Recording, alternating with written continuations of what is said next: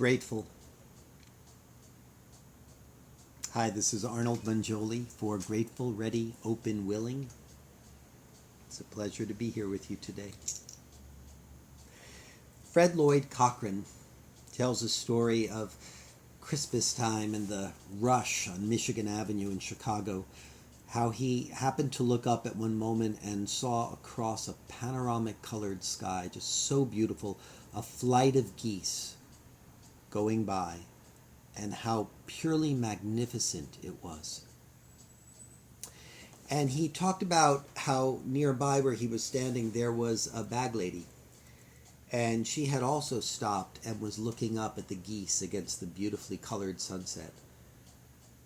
And they both stood there mesmerized by the beauty of nature, the statement this was making about the struggle to survive, and all of its magnificence, the world in all of its magnificence. And how after the geese had sort of flown out of sight, they looked at each other, recognizing that they had shared this moment and shared this extraordinary experience. And as the bag lady started to pick up her bags to move on, she shook her head and said to herself sincerely, "God spoils me." And she was really content. And his observation was that this wasn't facetious. This woman who faced such indignities any given day of her life really saw in that all the proof she needed that God existed. And Mr. Cochran commented, "I envy her." Gratitude is such a beautiful gift. I don't know about you, but I am exhausted. I went to the supermarket the other day, and I with the Clorox wipes and the 6 feet distance and all of the new protocols and waiting online to get in and sorting out and figuring out and reconfiguring recipes and what I actually needed, trying to go out only once every 8 or 9 days, every 10 days if I can manage it, following the protocols during the COVID-19 pandemic. It was just exhausting. I thought I have cast whole Broadway musicals that were not as tiring as this trip to the supermarket.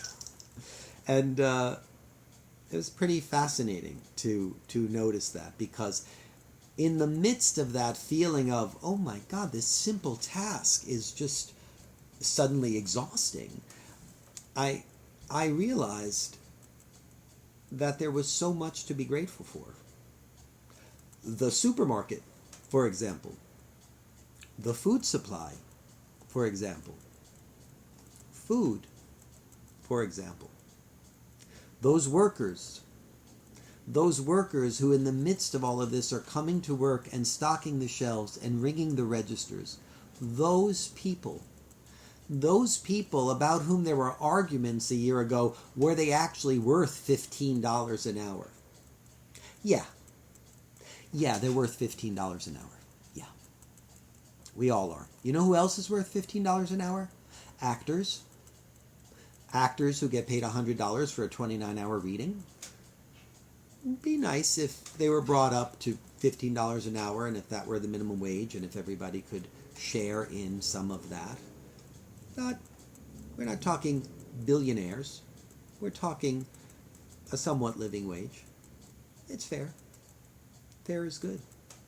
It's a good way to show our gratitude. Food for thought. You know, when things are going terribly, when we're struggling, when we're having troubles, it's a great time to see what a powerful tool gratitude can be. So many of us think of gratitude when things are going well. Oh, I feel so grateful these things are happening. It's when it's not that easy that gratitude can have transformative powers. And it's a tool that can be employed more than we regularly may think of using it. So when we're going through difficult things, gratitude can sometimes have the effect of making them feel easier. It's about wanting what we have. It's not about having what we want. I think there's a Sunday in the Park with George lyric in there somewhere. That's when we can witness gratitude at its most transformative. Uh, I saw a post someone put up that said, when I said I wanted my life to be more like a musical, I didn't mean Act Two of Into the Woods. Uh, so, we're in the grocery store, we're in the hospital, we're not able to visit our loved ones who may be sick or possibly dying. We're not at work. We're not engaged in the live theater that we're used to being in day to day, not even as an audience member. So, what is there in all this to be grateful for? I'm reminded of a story from Reader's Digest many years ago. It's a really wonderful story that a woman wrote in about her experience hosting a woman from Russia who had come to America to be with her for 2 weeks, and she planned this. I don't know what the circumstances of the exchange were, but this woman from Russia was coming to visit her, and she wanted to host her and be a good hostess and show her some great things about America. And she took her to the ballet.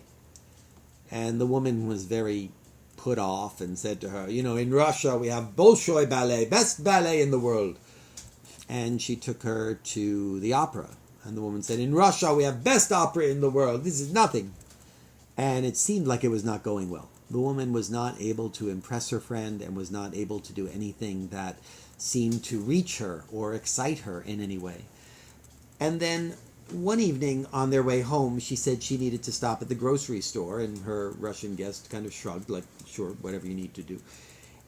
And they went into the grocery store together, and her Russian guest looked around and was in shock. And she said, I don't understand. What is all this? You can have this? Anything you want? Any food you want? You just come here and buy it? Anytime you want it? And she fell to her knees and began weeping and crying for all that she did not have in her own country. I was in the Soviet Union some years ago. I was a guest of the Cultural Workers Union. Barbara Colton was the then first vice president of Actors Equity and had organized a trip where a group of us were a delegation from the U.S. theater community to the Cultural Workers Union of the USSR, then USSR. And we were there for 2 weeks in Moscow, Kiev, and Minsk. And we met with people's artists, and we saw the works at some of these great theaters. And we went into GUM, which is the name of their big department store in Moscow. As someone described it, great, big, beautiful store with nothing in it. Not literally true, but you get the gist. So the things we take for granted here at home, here in our own country, the ability to just buy food, the selection of being able to go to the grocery store and decide what we'd like for dinner and buy it. These are extraordinary things to be grateful for. These are not things to be taken for granted. These are things that are just so full of wonder if we look at it, I'm grateful. I'm grateful for grocery stores. I'm grateful for food. I'm grateful for home. I'm grateful for community. I'm grateful for people. The hospital, need I say more? Our frontline workers, the entire healthcare system, and how they've been handling this so well, so courageously, so extraordinarily well. There is much for us to be grateful for, even if it's not something we're being affected by directly in this moment. It's there, and it's a part of the life we get to live. And that is a beautiful, beautiful thing. Our loved ones, my mom. My mom's 93 years old, and she is totally awesome. And I'm having a very hard time with the fact that in this pandemic, I've not been able to go see her because it would not be safe. But we talk on the phone every day, and she's an absolute miracle. Has the most wonderful perspective. I remember saying to her once, I said, "How are you doing today, Mom?" And she said, "Oh, I feel like a queen." And I said, "Oh, really?" And she said, yes, I went to the doctor today and you took me, and now my son is making me dinner. What could be better? I thought that's a good way to look at life at 93, or at any age for that matter. It's a wonderful thing. I'm not at work right now, but I'm so grateful for the work I have. I'm so grateful for my career and my life. It's really wonderful. What are you grateful for? Who are you grateful for? For whom are you grateful? Why don't you take the URL address and send this to somebody in your life for whom you're grateful, and say, I was just watching this short video about gratitude and it made me think of you. I'm really grateful for you. What a nice way to reach out, I'm grateful for live theater. I'm grateful for all of the casting work I've done. After 9/11, I was casting a production of Tony Kushner's Homebody Kabul for Trinity Rep. And we had to cast all of the Afghani actors because Trinity Repertory Company is an existing company. And they had the Caucasian actors that they needed within the company. But they needed to bring in the Middle Eastern actors from the outside. So they hired me to cast that. And it was only a few weeks after 9/11. And this very powerful and poignant material about what was going on then in Afghanistan just before, was the text that they had to read. And some of the actors would just break down reading it because it was so affecting to them in terms of their families and whatnot. And occasionally I'd say, are you all right? And I'd come out from behind the table and I'd, get down on the floor where they were doing their work, finishing their work. And sometimes I'd take their hands and I'd say, are you okay? And they'd say, I'm sorry. I said, no need to be sorry. That's okay. It's beautiful material and you handled it beautifully. And they would say, it's just that what's going on in the country right now, my father flies tomorrow from here to go back to Afghanistan to help set up the banking system again. Everything there is destroyed. And it was so powerful to experience their connection to that material so deeply. And what a privilege that was. Oscar Eustis, now the artistic director of the Public Theater, was then the artistic director of Trinity Rep, had worked with Tony Kushner, of course, on the development of Angels in America, and was directing this production now. And I'm so grateful to have been a part of so many wonderful things like that. I'm a lucky guy. I'm a big fan of gratitude and gratitude journals. A gratitude journal is very simply what it sounds like. You journal about things you're grateful for. So you just write down 5 things a day for which you're grateful. Voila! You have a gratitude journal. 5 things a day for which you're grateful, and you can do it in any format. You can do it in a little notebook. You can do it in the scrap paper book. You can do it on a little notepad. You could do it on your computer. You could do it on the notes program on your phone. You could do it on a calendar program. Just put 5 things in each square of the day. There are so many ways you could do it. And it's a really powerful tool because over time you begin to assemble these volumes of things for which you are grateful. And it's sometimes an awesome experience to kind of thumb through those or scroll through those and just see what's there. And that it's a book you wrote of everything for which you're grateful that you can think of. It's a really beautiful thing. I had I give this assignment to my NYU students in my class. They need to keep a gratitude journal every day during the course of the semester. And sometimes they'll write to me and let me know that they've kept it up after the class has been over or after they graduated. And one girl, a few years back, she wrote to me and she said, "Hi Arnold, I was just thinking of you today because I realize it's the 1-year anniversary of keeping my gratitude journal, which I started as an assignment in your class and has meant so much to me. I think it's really affected my attitude and how I go into the auditions and the energy that I bring with me. And I'm just so grateful for this assignment and for this journal and for you introducing me to it." And I wrote back, "I'm so delighted. That's a lovely note to receive. Thank you so much." And then she, a year later, she wrote again. And it was a similar note saying, I'm just looking at the date of my gratitude journal and realizing that this is the 2-year anniversary of when I started keeping it. And again, that's because of you. And I just wanted to say thank you again. Great. And I sent a nice little note back. And 3 years later, she sent a note and said, "Hi, Arnold. I want to invite you to come see me. I'm the understudy for the lead role in Beautiful on Broadway, and I would very much like you to come by for the week that I'm going on." And she did mention that she felt like keeping her gratitude journal helped her to realize her dreams. And that's how powerful a tool it can be. It's a wonderful, wonderful thing. There's another exercise. I think it's called the 3 blessings or something like that. And it's very simple. It's just when you lie down to go to sleep at night, just as you're going to sleep and you're clearing your mind and resting and getting ready to drift off, just think of 3 blessings in your life, 3 wonderful things that happened, 3 people, 3 moments in the day. Maybe I watched a video on gratitude, and it filled my heart with all the things for which I'm grateful. And you could just recount those 3 blessings at the end of the day. Lovely way to conclude each day. Sometimes people like to write their gratitude entries in the morning. There's a TED Talk by a gentleman named Sean Achor, who I just love. I mean, he's fantastic. And it's an absolutely delightful TED Talk. Sean Achor, Achor. And he actually comes up with 5 ways we can improve our lives. And one of them is about being grateful and keeping a gratitude journal.